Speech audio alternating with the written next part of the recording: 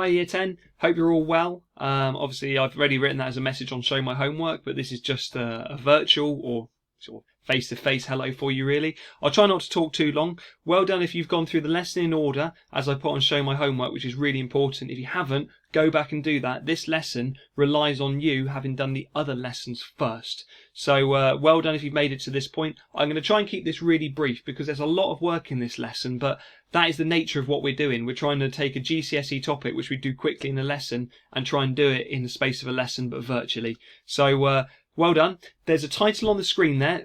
Pause this video in when you need to, by the way, to make notes. That's the title I put down in your notes, and you'll want to keep all of these notes really safe because you will need them next year for your GCSEs. So Act 2, Scenes 1 and 2. So Act 1 was the part of the play which sort of set up this whole middle part. It sort of set the scene with the witches and the fact that the Macbeths are being sort of manipulated, but also they have this real ambition to kill the king. They've made their plans. Act 2 is when the action starts taking place.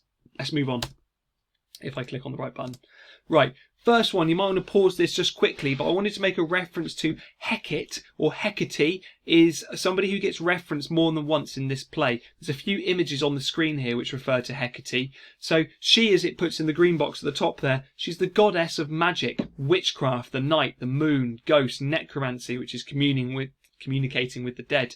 So she is the ruler of the three witches, but she's this real figure from mythology, really. She goes right the way back. But she's going to appear in a soliloquy I've put there today. Why is that significant? Well, Macbeth is talking about Hecate. So it almost is not like he's summoning up spirits, but he's certainly showing how his evil ideas are sort of in line with other evil creatures or beings like she is. So Hecate, just if you even note down a sentence in that green box there, just sets the scene for you a little bit. And I just wanted to quickly refer to Macbeth and Lady Macbeth. I called them there a power couple because really they are all about power and this desire for power. Key words for you to definitely be confident with. Desire and ambition being a real key one there. Ambition is something that you desire to have, which you are going to work hard for as your ambition, what you want to achieve. And I just wanted to point out to you, you don't have to write any of this down. I just wanted to do teaching like I would in the classroom, really. I'd say to you the similarities between these two characters. Both of them desire power to be greater than they are as well. They're both got high status. They are not like poor people. But they both have this deep and strong ambition inside of them which really drives them forwards. And that's the similarity between Macbeth and Lady Macbeth. The difference is she seems to have the strength and ability to put aside her morals to commit evil. Macbeth seems really troubled all the way through this bit that we've seen so far. The soliloquies in Act 1, for example, where he's not certain whether he should kill the king. Even the soliloquy which you should have watched in my other video by now, is this a dagger I see before me? That one. Even then he still seems to be debating within himself about what is the right course of action to take. Whereas she seems to sweep that aside very easily, and we see that particularly in Act 2, Scene 2, the scene with all the blood on the hands. And also how she seems to take charge. So here comes task number 1. There are 2 tasks I want you to do from this video. So I'll just explain it and then I'd pause it. Task number 1 is draw yourself a dagger, please, and write down key quotes from Act 2, Scene 1, and then in a moment we'll talk about the yellow box there. So you might have to open up my other video in another tab and look at those bits I highlighted in pink particularly, but also just adding a couple of quotes. And the reason I'm getting you to draw a dagger, it makes your notes a little bit more like friendly to look at, and when you're scanning through them in year 11 your eye will be drawn to that dagger picture, and having the quotes next to it, it might sort of trigger a memory. So there is reason why I make you do drawings. In the yellow box which you're about to do, I'd like to finish those sentences. Listen closely. A few of you panic. I'm about to give you some of the answers basically, and then you just need to pause the video and write these bits down in your own words. So here we go. Shakespeare has Macbeth visualise a dagger showing that he wants to kill the king. It's almost like in his subconscious is a word. So subconscious being that bit of your brain which you're not really aware of. It's almost like his subconscious is creating the dagger, and that dagger points the way for him to go and kill the king. So that's what I'd say for that one. It perhaps revealed that his state of mind is unsettled, would be a really good word there, because he visualizes this murder weapon. Finally, the audience will perhaps see that ambition is making Macbeth into an evil character, into an evil person who is going to commit evil deeds, something like that. And on the right hand side there, although I think my picture might be blocking it slightly, soliloquy is a reminder.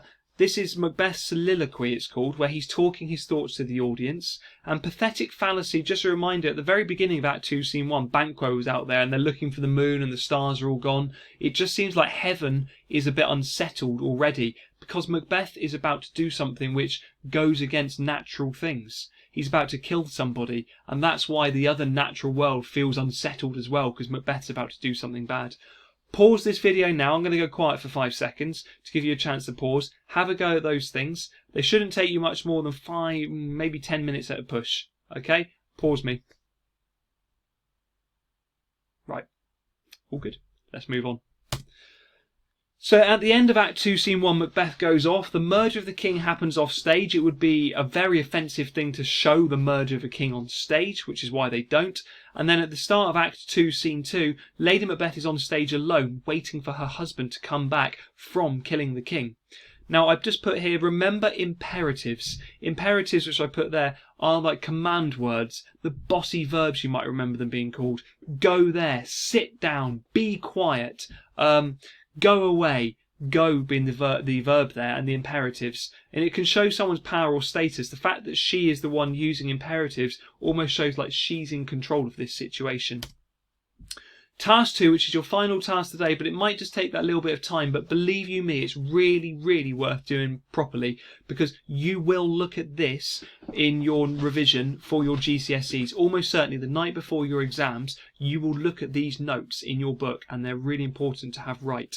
So what I've put there, task 2, draw out a version of this table comparing the reactions of Macbeth and Lady Macbeth to the king's murder. So quite literally, divide a page, have Macbeth in one column, Lady Macbeth in the other, and I've tried to steer you towards the sorts of quotes that you can find. This is Act 2, Scene 2, the one I did on the video for you that you will have watched.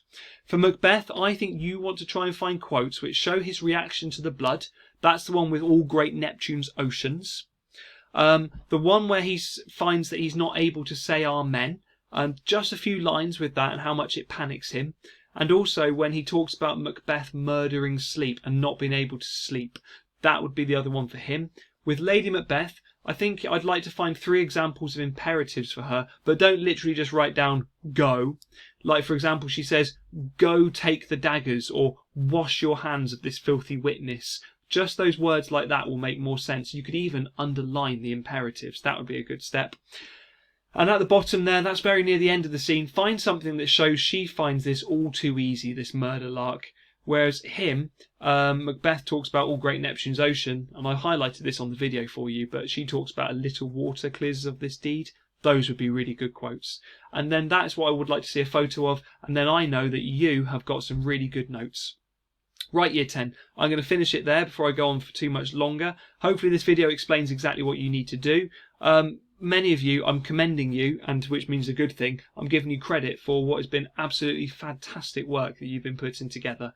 Keep it up. You are putting yourself in a really good position. This, teaching Macbeth virtually, is very difficult, but you are making it easier because you are listening to exactly what I say, and the quality of what you do is really good as well. So, thanks very much. There's no secret word today. I'll test that next time, and I'll say thanks for watching. Have a nice day, and goodbye.